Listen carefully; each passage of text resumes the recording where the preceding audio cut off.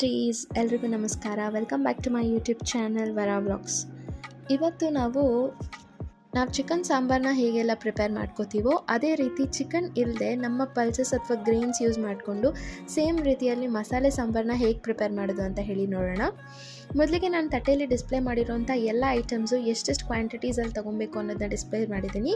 ಅಷ್ಟೆಷ್ಟು ಕ್ವಾಂಟಿಟೀಸಲ್ಲಿ ನೀವು ತೊಗೋಬೋದು. ಇಲ್ಲ ಅಂತ ಹೇಳಿದ್ರೆ ನಿಮ್ಮ ಫ್ಯಾಮಿಲಿಯಲ್ಲಿ ಎಷ್ಟೆಷ್ಟು ಮೆಂಬರ್ಸ್ ಇರ್ತಾರೋ ಅದ್ರ ಬೇಸಿಸ್ ಮೇಲೆ ನೀವು ಎಷ್ಟೆಷ್ಟು ಬೇಕೋ ಅಷ್ಟೆಷ್ಟು ತೊಗೊಂಡು ಹೇಗೆಲ್ಲ ಪ್ರಿಪೇರ್ ಮಾಡ್ಕೋಬೋದು ಅನ್ನೋದ್ರ ಮೇಲೆ ಐಡಿಯಾ ಮೇಲೆ ನೀವು ತಗೊಳ್ಳಿ. ಯೂಶ್ವಲಿ ಚಿಕನ್ ಸಾಂಬಾರಿಗೆ ನಾವು ಹೇಗೆಲ್ಲ ರೆಸಿಪೀಸ್ನ ಹಾಕ್ತೀವಿ ದ ಸೇಮ್ ವೇ, ಬಟ್ ನಾನ್ ವೆಜ್ಗೆಲ್ಲ ವೆಜ್ಗೆ ಹಾಕಿ ಹೇಗೆ ಪ್ರಿಪೇರ್ ಮಾಡೋದು ಅಂತ ಹೇಳಿ ನೋಡೋಣ.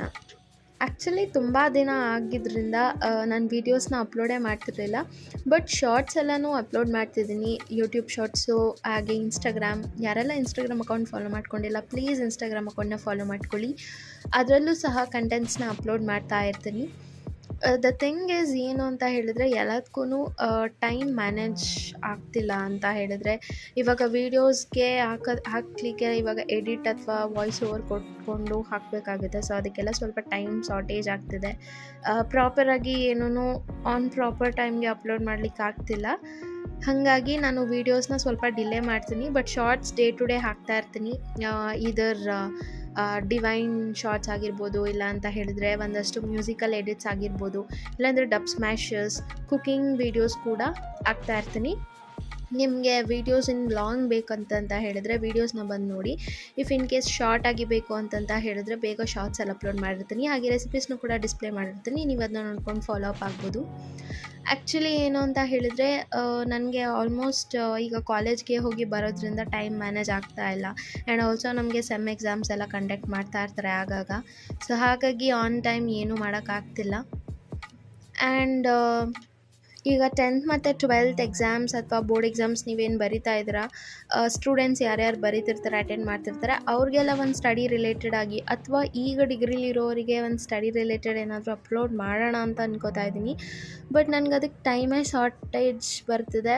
ಅಂದರೆ ಸಾಲ್ತಿಲ್ಲ, ಯಾವಾಗ ಮಾಡೋದು ಅನ್ನೋ ಥರ ಆಗಿಬಿಟ್ಟಿದೆ. ಆ್ಯಸ್ ಐ ಥಿಂಕ್ ನನ್ನ ಏಜ್ ಅವರು ಜಾಸ್ತಿ ಆಲ್ಮೋಸ್ಟ್ ವೀಡಿಯೋಸ್ನ ಫಾಲೋ ಅಪ್ ಮಾಡ್ತಿಲ್ಲ ಅನ್ಕೋತೀನಿ. But if in case follow up ಮಾಡ್ತಿದ್ರೆ ಆ ವಿಡಿಯೋ ಜೊತೆಗೂ ನಿಮ್ಮೊಂದಿಗೆ ಬರ್ತೀನಿ. ಯಾವ ಥರ ನೋಡ್ತೀನಿ, ಐ ವಿಲ್ ಜಸ್ಟ್ ಪ್ಲ್ಯಾನ್ ನಿಮಗೆ ಯಾವ ಥರ ನಾನು ಆ ಥರ ಒಂದು ಕಂಟೆಂಟ್ ಕೊಡ್ಬೋದು ಅನ್ನೋದ್ರ ಬಗ್ಗೆ ಯೋಚನೆ ಮಾಡಿಕೊಂಡು ಒಂದೊಳ್ಳೆ ಪ್ರಾಪರ್ ಪ್ಲ್ಯಾನ್ನ ಪ್ರಿಪೇರ್ ಮಾಡಿ ಅದ್ರ ಪ್ರಕಾರ ಕೊಡೋಣ ಅಂತ ಹೇಳಿ ಅಂದ್ಕೊಂಡಿದ್ದೀನಿ. So I think this Sunday I will plan about that. But ಯಾವುದಕ್ಕೂ ಟೈಮೇ ಸಾಲ್ತಿಲ್ಲ ನನಗೆ. ನಮಗೂ ಅಸೈನ್ಮೆಂಟ್ಸ್, ರೆಕಾರ್ಡ್ಸ್, ಅದು ಇದು ಅಂತ ಹೇಳಿ ಕೊಡ್ತಾನೆ ಇರ್ತಾರೆ. ನಮಗೆ ಲೈಕ್ ಫುಲ್ ಸ್ಟ್ರೆಸ್ ಥರ ಆಗಿಬಿಟ್ಟಿರುತ್ತೆ. ಟೆಸ್ಟ್ಸು, ಅದು ಇದು ನೋಟ್ಸ್ ಕಂಪ್ಲೀಷನ್ ಅಂತ ಇದ್ದೇ ಇರುತ್ತೆ. ಫ್ರೀಯಾಗೇ ಇರೋಕ್ಕಾಗಲ್ಲ. ಮಾರ್ನಿಂಗ್ ರೂಟೀನ್ ಅದು ಇದು ಮಾಡಿಕೊಂಡು ಆವಾಗೂ ಆದರೆ ವೀಡಿಯೋ ಶಾರ್ಟ್ ಮಾಡ್ಕೊಂಡು ಹೋಗ್ತೀನಿ.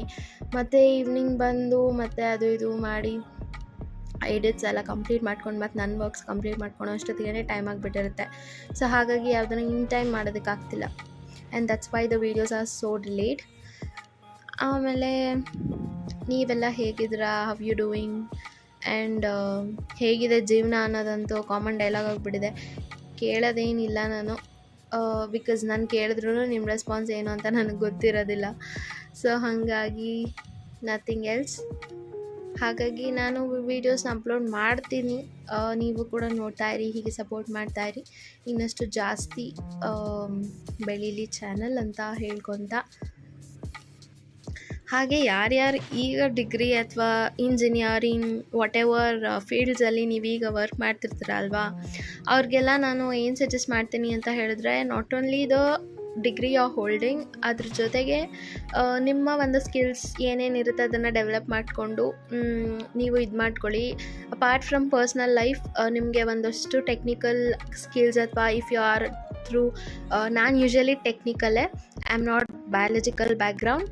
ಸೊ ಹಾಗಾಗಿ ನಾನು ಟೆಕ್ನಿಕಲ್ ಇರೋದ್ರಿಂದ ಅದ್ರ ಬಗ್ಗೆ ತುಂಬ ಐಡಿಯಾಸ್ ಇದೆ. ಸೊ ಅದ್ರ ರಿಲೇಟೆಡೇ ನಾನು ವೀಡಿಯೋಸ್ನೂ ಕೂಡ ಅಪ್ಲೋಡ್ ಮಾಡೋದು. ಐ ಆಮ್ ಪ್ಲ್ಯಾನಿಂಗ್, ನನಗೆ ಜಸ್ಟ್ ಟೈಮ್ ಸಿಗ್ತಿಲ್ಲ ಅಷ್ಟೇ ಅಪ್ಲೋಡ್ ಮಾಡೋದಕ್ಕೆ. Let me check and let me go through that.